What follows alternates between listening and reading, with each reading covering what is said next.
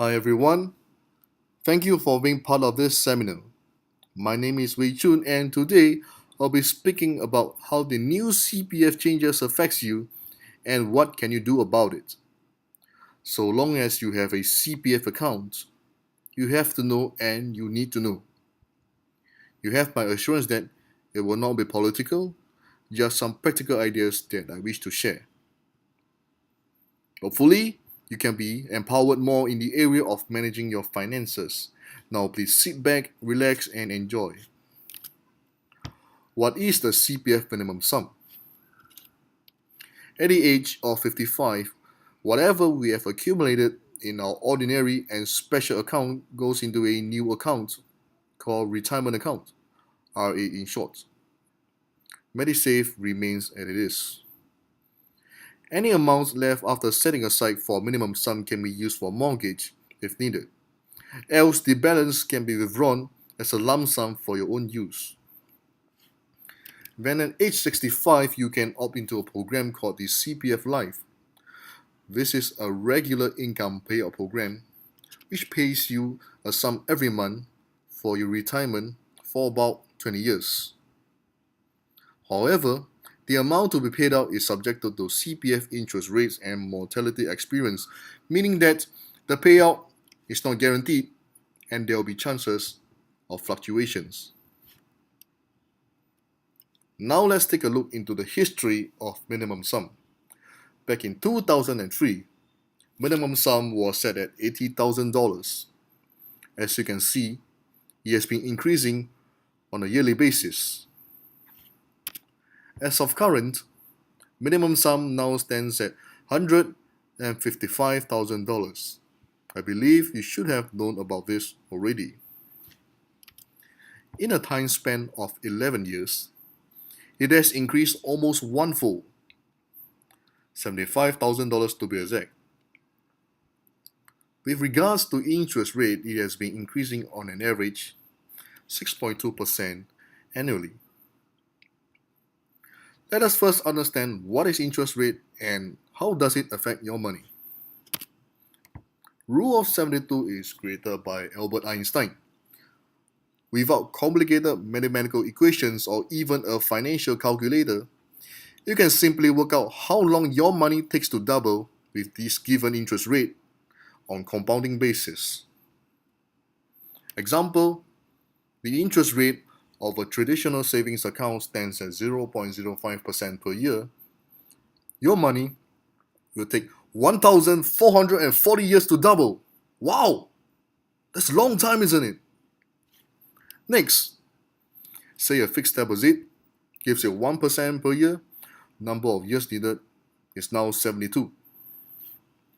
An endowment plan giving 3%, you need 24 years, followed by 6% and 8%.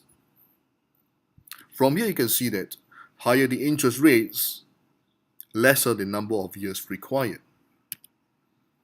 Now let's put interest rates into calculation in cents and dollars. By setting aside $750 a month for the next 25 years, these are the various results you can expect. In a traditional savings account, you get about 226,000 over dollars, earning an interest of 1,300 over dollars. Would you be happy with that? Fixed deposit scenario,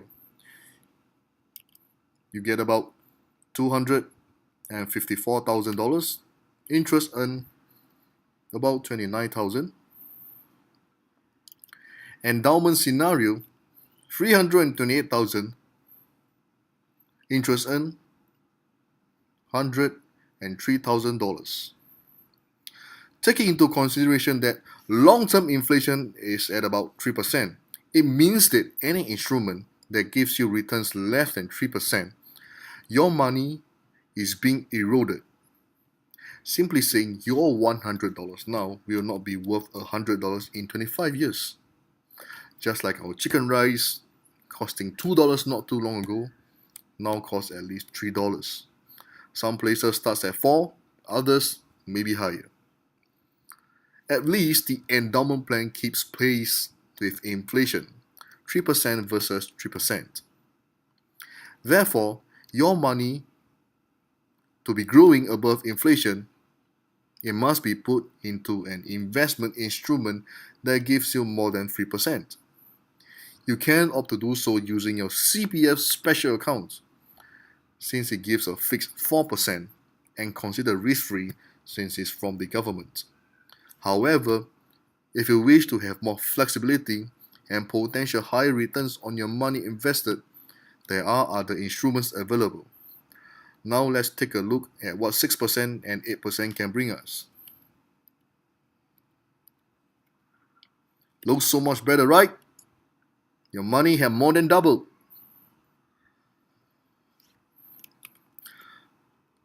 Over here, let's take a look at a couple of real-life examples. Mr. Teo is my friend since Polytechnic days. We have known each other for 15 years to date, and he was my very first client when I first stepped into the insurance industry. While both of us have aged, one thing that doesn't change about him is that he goes crazy whenever he's drunk. Let's take a look at his current portfolio.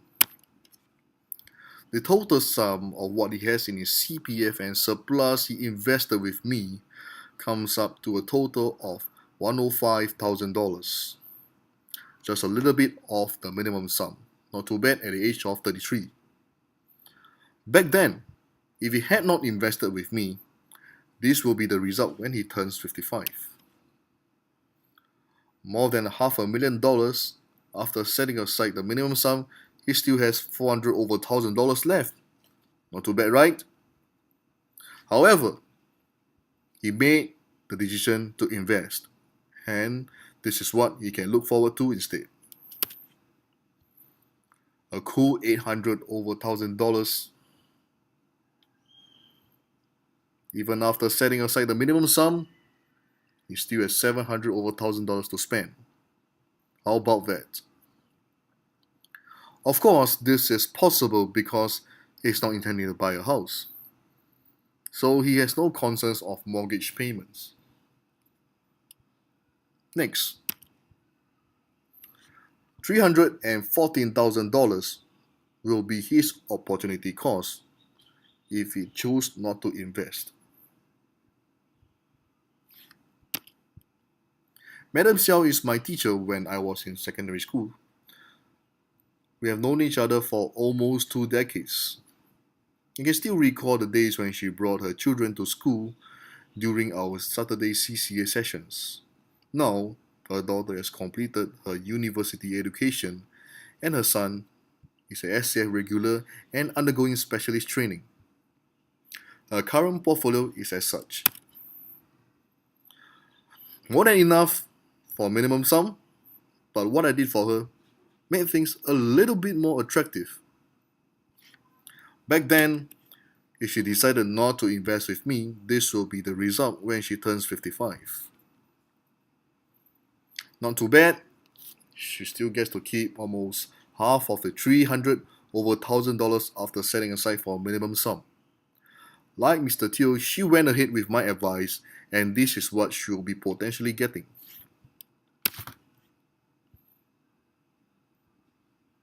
$428,000 after setting aside minimum sum. Still got a cool $300,000 to spend. Opportunity cost is $67,000 if she decided not to invest.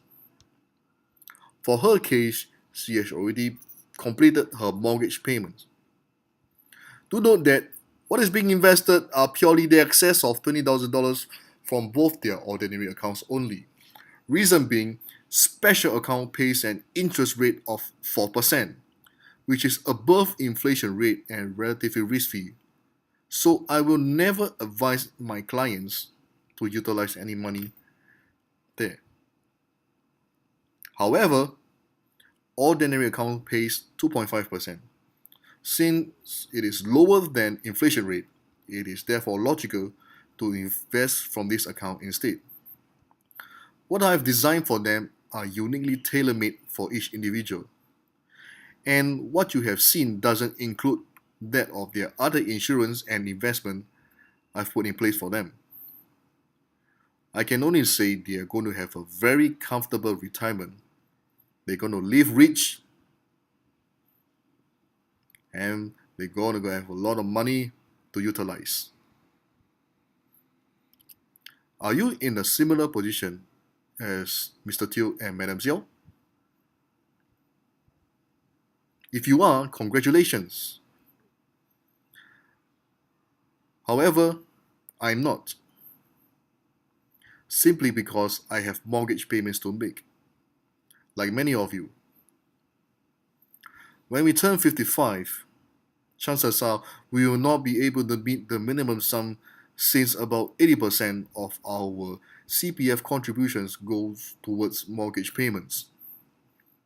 Therefore, it is crucial that we undertake important financial decisions to prepare for our future. Example, 80% of the minimum sum will be $155,000. We're looking at $124,000 to work towards to. For a 35-year-old, he or she has about 20 years to accumulate the required amount, and the options are below. $4,614 per year into endowment plans, or $3,370 into investment, or $2,709 into higher risk investments. Here's the catch. Since you invested in cash, you will be receiving the returns in cash. So at the age of 55, you have the option of using the returns to top up your minimum sum.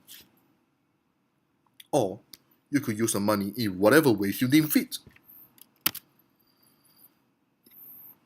Your portfolio is generally made up of your investments, savings, and CPF. If you have a good portfolio of investments and savings, then your CPF is of little concern. At retirement, the two most important expenses will be your medical and your food. You might want to go on holidays or even leave a sum of money behind for your loved ones. Whichever is your preference, none of them can be made possible without good financial planning. So, you will have to take action, not just action, but action in the right direction. Your destiny is in your own hands. Once you have set up an effective accumulation program, exercise discipline to see it through, then constantly empower yourself with good financial knowledge. Being financially savvy can do you no harm at all. Now for a quick Q&A. Is affordability an issue? Start small, increase progressively. The key is to optimize your resources, not stretch it. Unsure of economy factors affecting investments? Diversify. Do not put all eggs in one basket. So, who do you speak to? Well, I'm here. Thank you for your time, and I hope that you have gained some useful knowledge. However, if you do not take action, nothing will change. Remember, the economy moves with or without you. So click on the link below for a free session with me. I assure you it will not have anything to do with sales or products. If I do, you have all the right to walk away without saying bye. Don't delay, act now. Slots are limited in order for me to provide quality work and advice. No one plans to fail, we only fail to plan. Thank you.